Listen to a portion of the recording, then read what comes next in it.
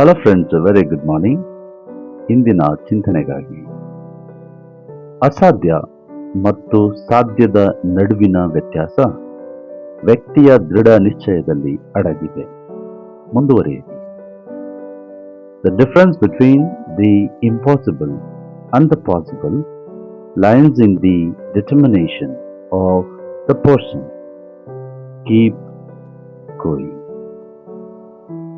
ಅನೇಕ ಸಂದರ್ಭಗಳಲ್ಲಿ ಕೆಲವೊಮ್ಮೆ ನಮಗೆ ಸಾಧ್ಯವಾಗುವ ಸಂಗತಿಗಳು ಅಸಾಧ್ಯವಾಗುವ ಹಾಗೆ ಕಂಡುಬರುವಾಗ ಈ ಅಸಾಧ್ಯ ಮತ್ತು ಸಾಧ್ಯದ ಈ ಸಂಗತಿಗಳನ್ನು ಎದುರಿಸುವುದಕ್ಕಾಗಿ ನಮಗೆ ದೃಢವಾದ ಒಂದು ನಿಶ್ಚಯ, ನಿರೀಕ್ಷೆ, ಆ ನಂಬಿಕೆ, ಆ ದೃಢತೆ ನಮ್ಮಲ್ಲಿ ಇರುವುದಾದರೆ ಯಾವುದೆಲ್ಲ ನಮಗೆ ಇಂಪಾಸಿಬಲ್ ಆಗಿ ಕಂಡುಬರುತ್ತೋ ಆ ಸಂಗತಿಗಳನ್ನು ಪಾಸಿಬಲ್ ಆಗಿ ಸಾಧ್ಯಗೊಳಿಸುವುದಕ್ಕೆ ಖಂಡಿತವಾಗಿ ಸಾಧ್ಯ ಆಗುತ್ತೆ. ದೃಢ ನಿರೀಕ್ಷೆ, ಬಲವಾದ ನಂಬಿಕೆ. ಸೊ ಆ ನಿರೀಕ್ಷೆ ಇರುವುದಾದ್ರೆ we can achieve something which is impossible. ಅಸಾಧ್ಯವಾದದನ್ನು ಸಾಧ್ಯಗೊಳಿಸುವುದಕ್ಕೆ ಖಂಡಿತ ಸಾಧ್ಯ ಆಗುತ್ತೆ.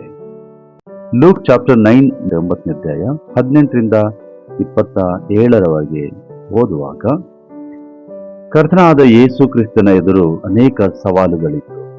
The Lord Jesus Christ has faced a lot of challenges. In chapter 9, Jesus set his face towards Jerusalem, where he will be arrested and condemned. ಲೂಕನ ಸುವಾರ್ತೆ 9ನೇ ಅಧ್ಯಾಯದಲ್ಲಿ ಯೇಸು ತನ್ನ ಮುಖವನ್ನು ಯೆರೂಸಲೇಮ್ ಕಡೆಗೆ ತಿರುಗಿಸ್ತಾನೆ.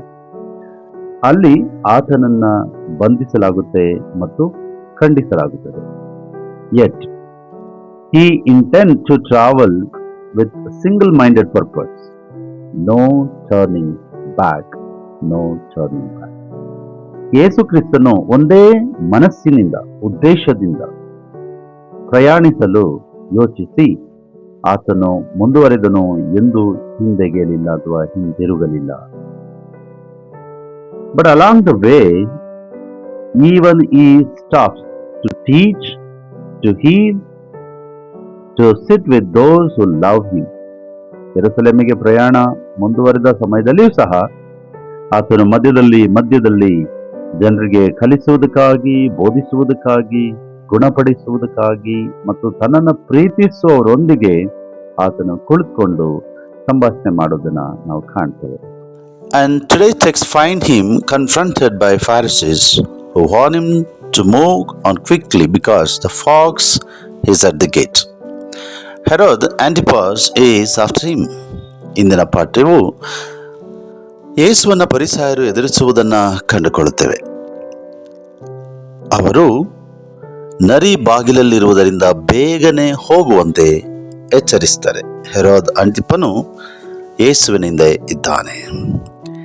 ಇನ್ their hearing he lays out his plan. ಏನಂತ ಹೇಳಿದ್ರೆ, I am casting out demons and performing cures today and tomorrow and on the third day I finish my work. ಯೇಸುವಿನ ಅವನ ವಿಚಾರಣೆಯಲ್ಲಿ ತನ್ನ ಯೋಜನೆಗಳನ್ನು ವಿವರಿಸುತ್ತಾ, ನಾನು ಇಂದು ಮತ್ತು ನಾಳೆ ದೆವ್ವಗಳನ್ನು, ಭೂತಗಳನ್ನು ಬಿಡಿಸುತ್ತಾ ಜನರನ್ನು ಗುಣಪಡಿಸ್ತಾ ಇದ್ದೇನೆ ಮತ್ತು 3ನೇ ದಿನದಲ್ಲಿ ನನ್ನ ಎಲ್ಲ ಕೆಲಸವನ್ನು ನಾನು ಮುಗಿಸ್ತೇನೆ ಎಂಬುದಾಗಿ ಯೇಸುವಿಗೆ ಗೊತ್ತಿತ್ತು. And he says, I'm on my way to Jerusalem and it is the end of the road for me.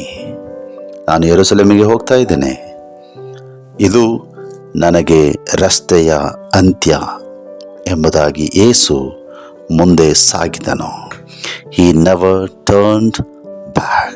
ಆತನು ಹಿಂದೆ ತಿರುಗಿ ನೋಡಲೇ ಇಲ್ಲ.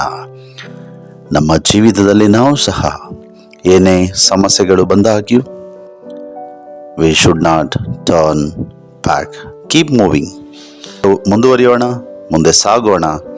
And the Lord's hands are with you. ದೇವರ ಕರಗಳು ನಮ್ಮ ಸಂಗಡ ಇದೆ. And he will lead us. ಜೀವಿತದಲ್ಲಿ ಎಂತಹ ಪರಿಸ್ಥಿತಿಗಳು, ಇಕ್ಕಟ್ಟುಗಳು ಬಂದಾಗ್ಯೂ ಹಿಂದಿರುಗಿ ನೋಡದೆ ನಾವು ಮುಂದೆ ಸಾಗೋಣ.